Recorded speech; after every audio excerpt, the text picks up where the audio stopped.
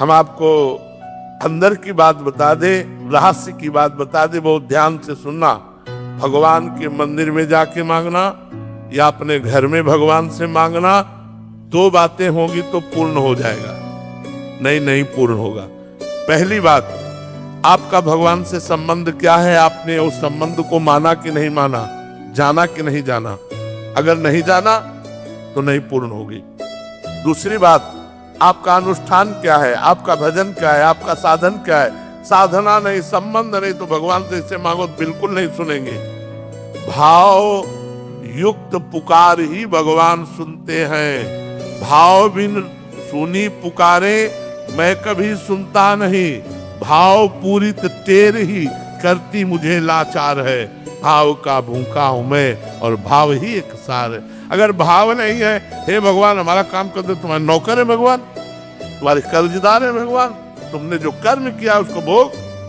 अगर भगवान से संबंध है, मेरे प्रभु मित्र है, मेरे प्रभु स्वामी है, मेरे प्रीतम है, तो हम उनसे कह सकते हैं यार सुनो बड़ी समस्या है, आपका ही दिया हुआ परिवार है, कुछ करो ना जुगाड़, तुम्हारे लिए तो कोई कवि है नहीं, अखिल कोटि ब्रह्मांडों के ईश्वर हो, यार हमारी बात बन जाएगी, तुम्हारा कुछ जाएगा नहीं, कृपा करो। ये प्यार से, हमारे दोस्त हैं तो हम दोस्ती की तरह बात करते हैं, स्वामी है तो स्वामी की तरह बात करते हैं, पिता है तो पिता की तरह बात करते हैं, पुत्र है तो पुत्र की तरह बात करते हैं।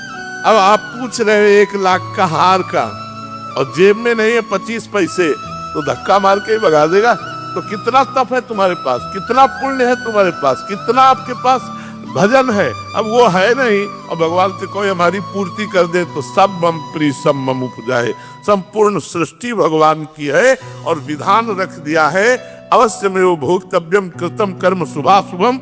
जो तुम पाप और पुण्य करोगे उसका फल तुम्हें भोगना पड़ेगा। दुख या सुख तुम्हारे कर्म के अनुसार तुमको प्राप्त होगा। कर्म प्रधान विश्व रचि राखा और जो जस करे तास फल चाखा।